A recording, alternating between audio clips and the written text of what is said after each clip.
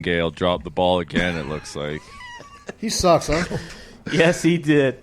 Bob Nightingale has gotten it wrong a couple times now, and it seems like he is only remembered for those. I wonder how many times this guy has hit. I don't Takes even... a lot of swings.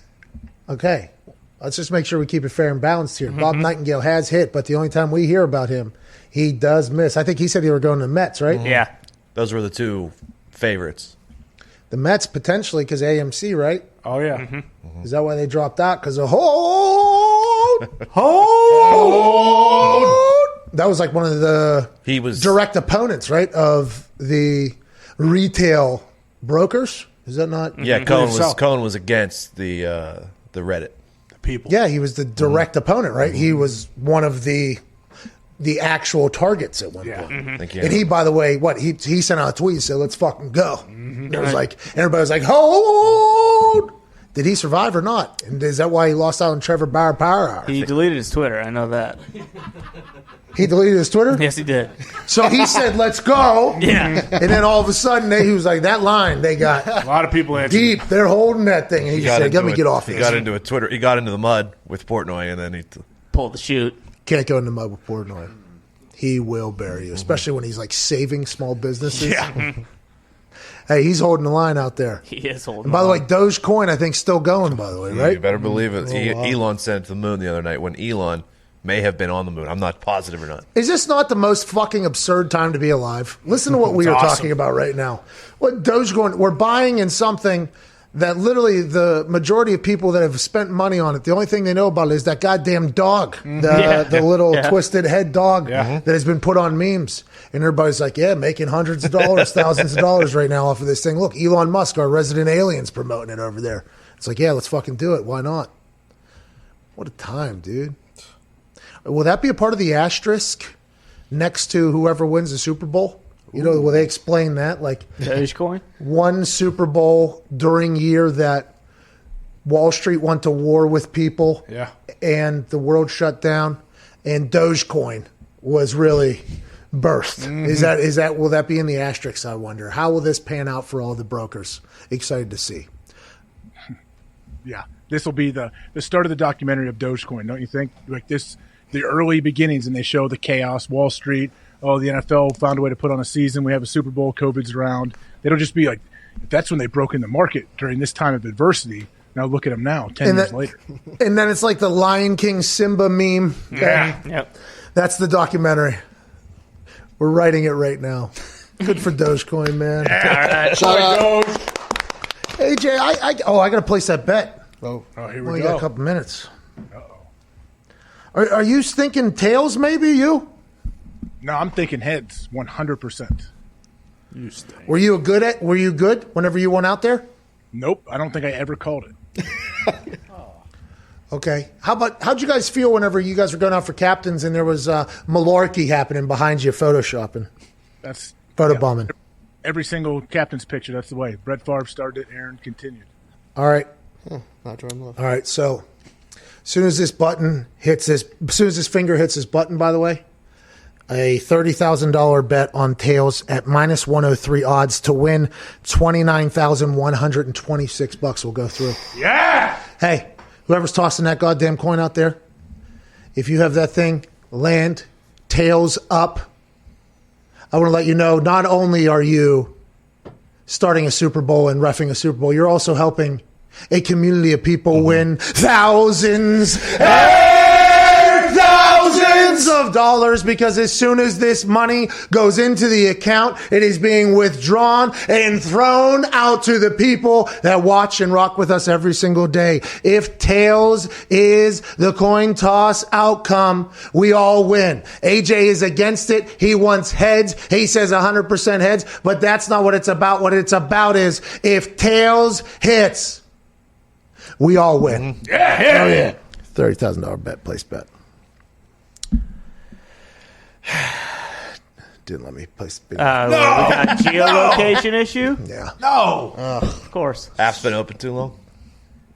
No, I just had to reopen it. I had to do the whole face thing. Son of a bitch. Well, that was kind of a little bit of a Are you rethinking it? Are you rethinking tails? No. No, as soon as that thing can go through, which will be immediately following this show, I mean, that thing's going through. Yeah. We are betting $30,000 on tails. I'm not rethinking it at all, even though the man sitting next to me on this particular camera shot, 2-shot, says heads is coming because he wants nobody to win any of the money. Ain't that right, AJ? It worked out very well for me, but I had no idea you were putting $30K on tails. Is that my ear thing? Yeah, it is. It's turned down so low. It's going to blow my ears out. Both my ears are going to get blown out. Did it? I think we need to get you a new pack. Yeah. Pack's dead. Yeah, we need Pack to is get sabotaged. need to get you a new pack. It was killing me. Like, it was... I feel like a dog. Yeah, hearing that whistle. It is like a dog whistle in there. Shot there, Ken. I mean, he did 45 interviews today. Yeah. What do you want from him? You know. He'll win Offensive Player of the Year. He remembers Bob though. Yeah. Bob Spokane. I forgot. You know, as I was see, that's, I think it's your side one. Oh, so now it's Double agent. Maybe that's it. I don't know. Test. Classic test out there. What is the poll for today, by the way? Oh, yep, got it right here. Do we have a good poll? Yes, we do. It's the Super Poll. Oh, Nice. I get it. With over, let me refresh because it doesn't update. 55,000 votes. Jesus. No big deal. Who is going to win Sunday? Who do you want to vote for? Me? Yeah. No, I'm not doing that. This is the people's poll. Make the choice, see? Make a choice. Z. You know, I'm just going to put Bucks real quick. Oh, okay. And then right now, Bucks is last place, 46%. Chiefs, 54%. Interesting you say that because the gambling is not going that way. It's going the complete opposite way, actually. The money is now on the Bucks money line over the Chiefs at 54% or something like that. It's actually completely flipped to our poll. So 55,000 people on Zito's Super Poll, 54% on the Chiefs, 46 on the Buccaneers, but the money being bet and wagered is completely flipped here, which if you're a Chiefs bettor, got to make you feel good. And I think there are a lot that I'm looking at that are potentially Chiefs bettors, even though they want potentially the Buccaneers story. If the people are with the Bucks, that means the sports books are very thankful, I'd assume, at this point. Yeah, very, very, very. They had to assume that it was going to go the other way. I would assume they thought it was going to go the other way. And just it seems like the public, just how our pool is flipped from what the bets are. A lot of people have no idea what the fuck's going to happen on Sunday. Which is why I put $30,000 on tails. Joining us now, he's a man who was an all-pro, Pro Bowler, Heisman, and he's here for Cadenwood. We got a chance to talk to him last year. Always an incredible conversation. A man I do believe who enjoys a wine or two. Ladies and gentlemen, Carson Palmer. How are you guys? You in a lodge? I'm in a lodge-inspired home. That is correct. In the woods? I'm in the mountains. I'm in Idaho. Oh, how is it? Is it awesome out there? You love it. Good. It's good. It just snowed probably 2 inches this morning, and there's more coming this afternoon, so it's good. It's cold, but good. You ski, snowboard, anything like that? Ski a little bit, yeah. Any black diamonds out there in Idaho you hit? A lot of black diamonds. You a big skier, Pat?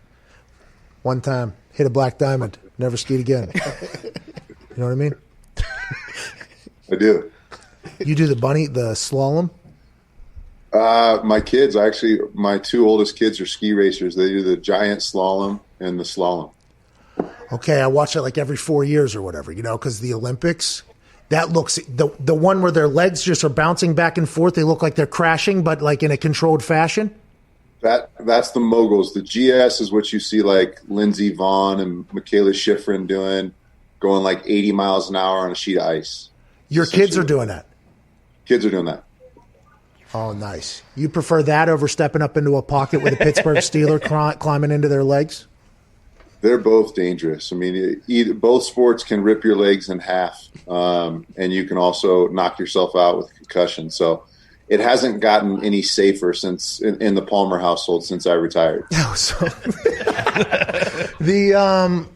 a rule was changed because of a situation that happened to you. You were on the wrong side of it, obviously, with a crawling defensive lineman taking out your knee. So that means literally you were the pivot point of a lot of protection for quarterbacks.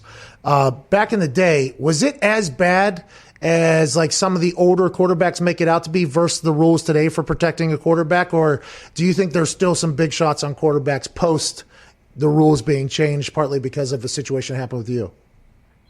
Very rarely. I mean, you very, very rarely see a quarterback get hit. You see more often defensive linemen approaching the quarterback and throwing their hands up to the ref, like, I'm not going to hit him, I'm not going to touch him. The game has changed, and I think that's been a catalyst in Tom Brady's success at this stage in his career. Back when he started in the league, he was getting hammered, and you just have not seen Tom get hit the last 5 or 6 years the way he was the first 6 years. And the other big factor in that, too, is you're not seeing teams play on AstroTurf like when you and I first got in the league, which was just basically an asphalt parking lot with a little piece of carpet over the top of it. Now, I mean, most teams are playing on natural grass. The other half are playing on the synthetic turf, which does have a little bit of give and a little bit of cushion. But one of my mentors and best buddies, Ken O'Brien, who played for the Jets back in the day, they basically played on a parking lot on AstroTurf, and that's kind of where how the league was. Half the teams were on that, and that did more damage than the actual hits, I think. I would like to talk more about Tom Brady here in a little bit, but there was one quarterback this year taking some hits. I mean, I saw his head get dislodged from his body. Joe Burrow took some of the biggest shots I've seen in some time to a quarterback, especially like a franchise quarterback. Now, obviously, as soon as the conversation was he was going to go to the Bengals or whatever, and there was a conversation that started murmuring around that he said that was not true and everything like that. But you were a large part of that conversation about the Bengals. Do you think the Bengals are going to take advantage of Joe Burrow? He is so good, by the way. But if he's not going to last. That guy, he might die if he takes the shots that he was taking last year. Like that was a scary scene. How do you see his entire career going? And I'm assuming you've got a chance to chat with him. How have those conversations gone? So your first question, I was shocked. I thought he was going to be a really good pro and thought the sky was the limit, but he came in and played as a rookie on a team that was just not quite as good as every team they played personnel-wise. And he still, with that supporting cast around him, played like one of the top 10 quarterbacks in the league. I was blown away. He didn't have those rookie moments, those rookie passes where you're like, oh, no, don't throw that one. He was really, really he was smart with the ball. He was mature. He was taking a shellacking on the field. And if it wasn't his knee that gave, I think that was week 9, 10, 11, it was going to be something else because he was absolutely taking a pummeling. But, in retrospect, when you look back, he got hurt with that knee injury at the right time in the year because now he's got enough time for the surgery, the rehab, getting himself back, getting his confidence back in his knee and time for preseason games. So hopefully he'll get an opportunity to play some preseason games, develop that chemistry and those relationships with his outside targets, and be on track to start week 1. So if there is a silver lining in all of it, he got hurt at the right time in the season. I mean, those first couple games, he was making some plays like, "Ooh, look at this," and then there were some hits, and everybody was like, and then you talk to people, he's like, "Well, he wanted those hits. Like he likes taking those hits." Where it's like, okay.